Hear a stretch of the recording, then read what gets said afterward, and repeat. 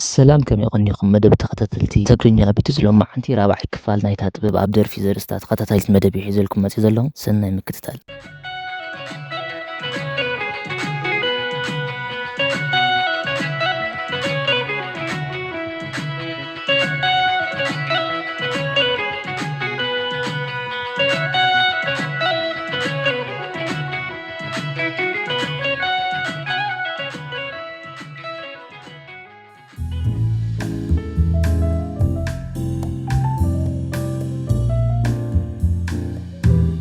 ደቂ ሰባት ንነገራት ኣብ ቅጅለትና ጥራይ ብዝፍጠሩ መልክዕ ዘይኮናስ ብመንገዲ ህዋሳትና ኢና ንርድኦ። እዚ ማለት ከ ዝኾነ ንሓስቦ ሓሳብ ውፅኢት ወይ ነፀብራቕ ናይቲ ህዋሳትና ዝተመከርዎ ነገር ወይ ፍልጠት እዩ። ንርኢ፣ ንሰምዕ፣ ነሽትት፣ ነስተማቕር፣ ንድህስስ ብድሕሪኡ ዝኾነ ንርድኦ ነገር ወይ ሓሳብ ነፀብራቕ ናይዞም ሓሙሽተ ህዋሳትና እዩ ዝኸውን። ከምኡ ስለ ዝኾንና ከዓ ዝኾነ ሰብ ብዛዕባ ዝኾነ ርእሲ ከልዕለልና ተሎ ኣብ ኣእምሮና ስእሊ ክንፈጥሮ ኢና ንጅምር። ንኣብነት ሓደ ሰብ ብዛዕባ ኣብ ምግዳል ዝነበረ ዕላል ዳዕለለካ ከሎስ ኣብ መንጎ ከምዚ ዓይነት ትብል ዕላል ትሰምዕ ትኽእል ኢኻ። መራሒ ጋንታና ወዲ ቀሺ ኢና ንብሎ ነርና 2 ሜትር እዩ ከዓ ዝኾነ ነይሩ። ክጭክን ከዓ መዓት እዩ። ሓደ መዓልቲ እቶም ጥቃና ዝነበሩ ካልኣይ ጋንታ ጀሪካና ሰሪቖምናስ ንዓና ኣፀጊዖምልና። ተረዲኻ ንሽዑ ወዲ ቀሺ ጋንታ ምልእቲ ደገ ኣውፂሲ ኣብቲ ዝረሰነ መሬት እዩ ቆሊልና። ሕጂ እዛ ዕላል እዚኣ ሓንቲ ኣብቲ ናይ ሰራዊት ዘለዎ ዕላላት ዘይጠፍእ ዕላል እንድያ ብፍላይ ኣብ ነዊሕ ዕላል ክትኣትተላ ዝያዳ ስእሊ እያ ትፈጥር። ምክንያቱም ነዛ ዕላል ክንሰምዕ ከለና ኣብ ርእስና ወዲ ቀሺ ኢና ንስእል። ወዲ ቀሺ ነዊሕን ጨካንን ምዃኑ ንስእል። መሬት ተቃፅል መራር ፀሓይ ከም ዘላ እውን ንስእል። ጋንታ ምልእቲ ኣብ ፀሓይ ከለው እውን ንስእል። ብሓፂር ሲ ኩነታት ከመይ ክኸውን ከም ዝኽእል ኢና ንስእል። ምክንያቱም ካብ ንውለድ ጀሚርና ኣብ መንገዲ ህዋሳትና ዝኣክብናዮም ሓበሬታታት ስለ ዘሎ ዝኾነ ዛንታ ክንገረና ከሎ ነቲ ዛንታ ኣብ መንገዲ እቲ ንፈልጦ ሓበሬታ ኢና ክንርድኦ ንፍል። ከምኡ ስለ ዝኾነ ከዓ ንፉዓት ነገርቲ ዛንታ ኩሉ ግዜ ህዋሳትካ ብልክዕ ክርድእዎ ዝኽእሉ ሓበሬታ ድሃው እዮም ዛንታ ዝነግሩኻ። ንስኻ ከዓ ነቲ ዛንታ ብኣካል ከም ዝተሳተፍካዮ ኢኻ ትስምዖ። ነዚ ከዓ ኣብ ስነ-ፅሑፍ ስእሊ ኣእምሮ ወይ ኢማጀሪ ኢና ንብሎ። ሕዚ እዚ ጥበብ እዚ ምናልባት ቶም ልቢ ወለድ መፅሓፍ ወይ ሓፀርቲ ዛንታታት ተንብቡ ሰባት ብዙሕ ግዜ ኣጋጢሙኩም ይኸውን እዩ።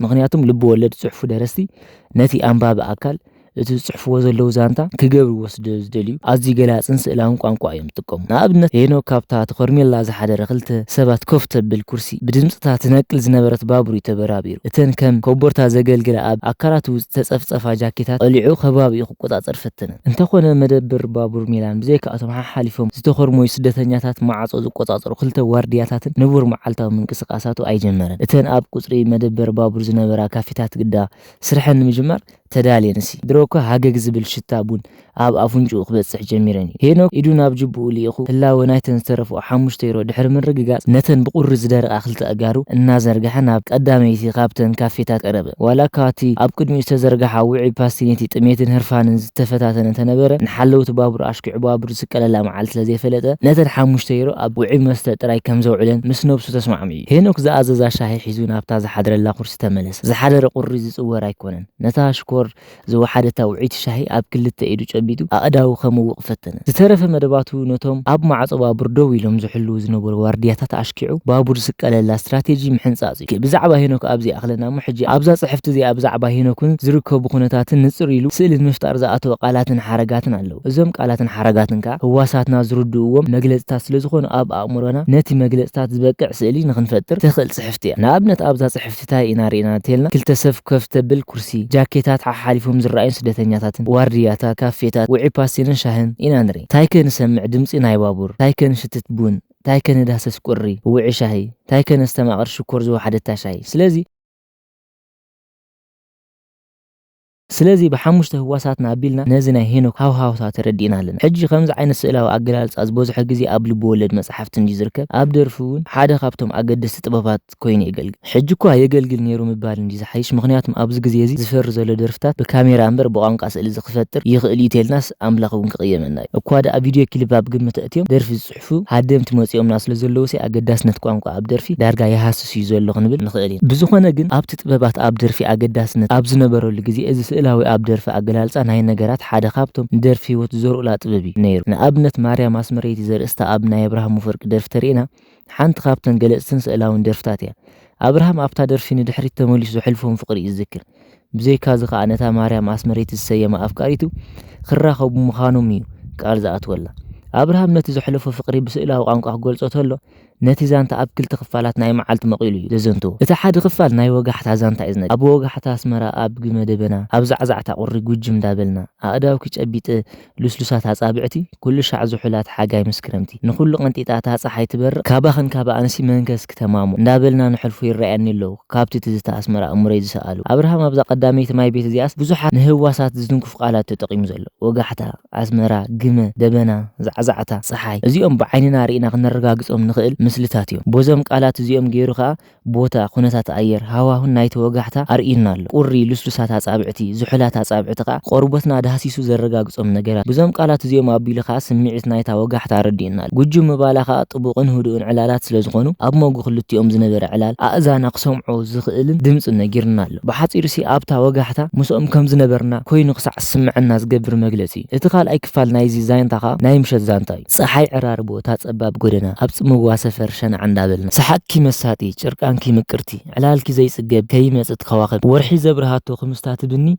موسي دابلك جنت السانابتين كمزي إلا نحلفو يرأين له كابتز تاتا تسمر أمروز سألو أبزا ماي بيت زي أخا أبراهام صحي عراربو أباب قدنا مواسفر ورحي زبرهاتو أسنانكي زبل قالات جيري بزعوا مشت حدث الفوتير زلو بزي كازي صحكي شركانكي علالكي زبل قالاتو نايتي موز كأنا نايت مشت زقول سيوم كال يرأين اللو تزتا أمري سألو زبل قالات ترينا وشت أو أردادان وي منفسنا زردو سمع زقول قالات حجي زوم سمعتو زيوم كابتم حمشت هواساتنا خردو ومزغولو وساي أبوشت ناز فتر سمعتو نابنت حفرة نافقوت تزتا ترباز زعينتهم سمعتها توسيدنا بوتم حمشت هواساتنا زي كنا نردوم أبوشتنا يوم تفتر لذي أبراهام نتي أمرو سألو تزتاون إيو خقول تقيل زلو خابزي وساي بزعبا سئلي مشتار كنزارب تخوين بزيكا قلاتي قالاتن حرقاتن كالوت سئل مفتار زحجزو طباباتون علونا نابنت مثالي غيركا سئل ክትፈጥር ትኽእል ኢኻ ኣጋንኖ ኸኣሉ ውሽጥ ኣዛ ኸኣሉ ካልኦት ጥበባት ጌርካ ብዛዕባ ዝኾነ ሰብ ወይ ነገር ወይ ሓሳብ ስእሊ ክትፈጥር ትኽእል ኢኻ ንኣብነት ጽባሕኺ ዘርእስታ ናይ ኪሮስ ኣስፋህ ደርፈላ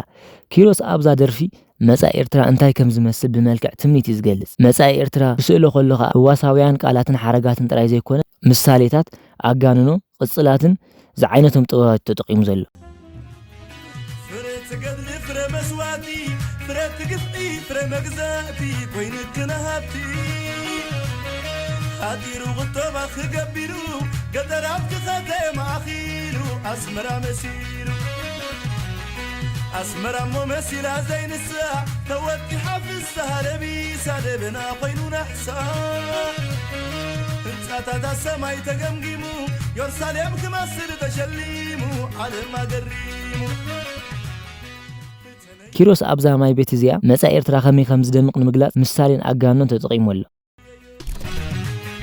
درماس مع بالك تغليسو جحجحيلو سلام كفاسيسو تمنيت كناقيسو نابرا سدد تاريخ تاريخو ود هاجر عدو تمليسو وجهو تايسو بدل الجبل انت وقينو مزاقبت بوليس تخدينو يوتك غسينو فتحوي تاي فتح غساسينو أبيات فرد سرح سينو منبر سبكوينو تنيتلو ليلا إليو قبل مخوينة سبحتي أما عديو أبزا ماي بيت زياون قصل قالنا اتم سئلاويان قالاتون اللونا عتي الريات ولا لقو عتي الريات وقلو تخوني يسترعيون اللو بعد صباح ترايس قالو هنصاتاتكي تمساغيلو مستبنا خوين موعلو تبزحت منيت سياماي قربيتو ممكن السماي أبزا ماي بيت زياون عقانون قصلاتن يوم زلون حج خيروس مسا إرترا خمز جيرو خسئلو خلو دحر خندي عمتي حاسب كم زنبركوا كنف تزيك قالنا أزا درفقن حانت خابتن تمنيت هزبي إرترا تنتينا تقلص درفيا اكوالا أبناي والكيري إيتو أزا درفي حانت خابتن أزي بوزحنو حلونا سنة صحف طباباس زحالفا ناهاجر درفيا حانتي خابتن بزعبا سئلا أمرو صبقات أبنتاتن كتبهال تقل كال درفقا اتا ميتي خاب ميتي اتبل ناي أبرار عثمان درفيا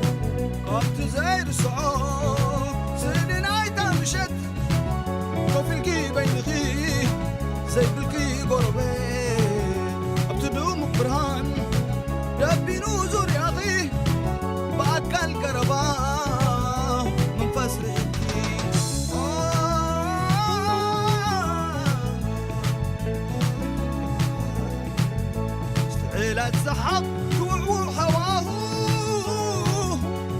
بين برن ونير كرو أنا سبدت لين أباخي بمخاط شمع خبره هلكي هتدك فغار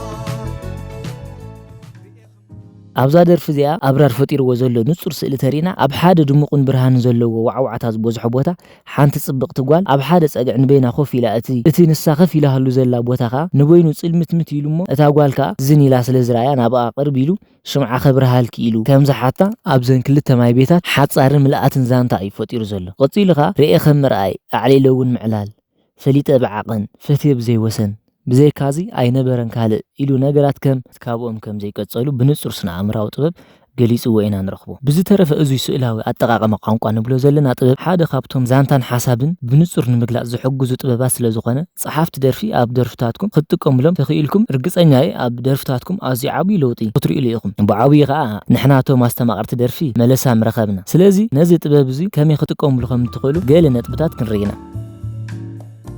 ስለዚ ኣእምራዊ መግለጽ ኣገዳስ ዝኾነሉ ምኽንያት ዛንታ ንምንጋር ሓጋዝ ስለ ዝኾነ እዩ። ዛንታ ክትነግር ተደሊኻ ነቲ ዛንታ ኣብ ሓደ ንጹር ቦታ ክትድክኖ ወይ ክትምክኖ እዩ ዘለካ። ብድሕሪኡ ኣብቲ ቦታ ፍጻምን ዘለዎ ነገራት ብስእላዊ ቃላትን ትገልጾም ማለት እዩ። ንኣብነት ማርያም ኣስመሬት ተሪእናያ መጀመርታ ነቲ ቦታ ፍጻመ እዩ ብንጹር ዝገልጾ። ስለዚ እቲ ዛንታሲ ኣብ ወጋሕታ፣ ኣብ ኣስመራ፣ ኣብ ግመ፣ ኣብ ደበና፣ ኣብ ፀሓይ፣ ኣብ ዕራርቦ፣ ኣብ ጸባብ ጎደና እዩ ተፈጺሙ። ናይ ዮሃንስ ትካቦ ጉዕለሚኔ ተሪእና እውን እታ ደርፊ ኣብ ክልተ ቦታታት ዝተፈጸመ ዛንታ እያ ትነግር። እታ ሓንቲ ዛንታ ኣብቲ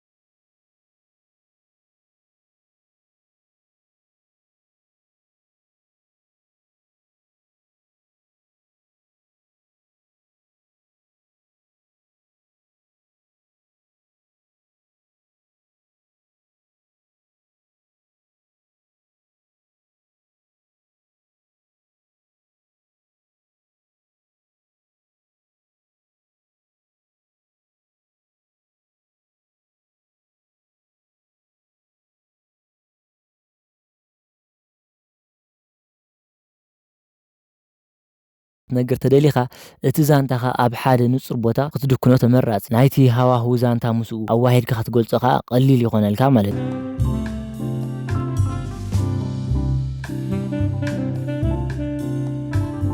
ካልኣይ ዛንታ ክትነግር ከለኻ እቶም ሰማዕትኻ ብዛዕባ እቲ ዛንታኻ ክፈልጥዎ ዝደልዩ ነገር ኣሎ። ንሱ ኸዓ ሓበሬታ ጥራይ ዘይኮነ ስምዒት። ሓንቲ ክትነግር ከለኻ እቶም ሰማዕትኻ ስምዒት ናይቲ ዛንታ ብዕምቆትን ብዝርዝርን እዮም ክርድኡ ዘለዎም። ስለዚ ስምዒት ክትፈጥረሎም ተኾይንካ ልክዕ ከምቶም ጸሓፍቲ ናይ ልቢ ወለድ ዝገብርዎ ኣዝዮም ገለጽቲ ቃላትን ሓረጋትን ተጠቒምካ ናብቲ ቦታ ፍጻሜኻ ክትወስዶም ዘለካ። እዚ ንምግባር ምናልባት ኣብ ቋንቋን ኣጠቓቕሙን ምግዳስ ኣገዳሲ እዩ። ግጥሚ ክትጽሕፍ ተኾይንካ ኸዓ ኣብ ቋንቋን ኣጠቓቕሙን ምግዳስ ተዘያቋረጽካ እንድዩ ዝሓይሽ ኣብ ሓምሻይ ክፋል የራኽበና። ተመሳኺሉ ምስ ደበና ኾይኑ ምውዓሉ ከበዝሕ ትምኒት ስዮማይ ጎረቤቱ ኮንክን ሰማይ ንጽባሕ ዘይራኸ ንጽባሕ ዘይራኸ ንጽባሕ ዘይራኸ ንጽባሕ ዘይራኸ ንጽባሕ ዘይራኸ ንጽባሕ ዘይራኸ ንጽባሕ ዘይራኸ ንጽባሕ ዘይራኸ ንጽባሕ ዘይራኸ ንጽባሕ ዘይራኸ ንጽባሕ ዘይራኸ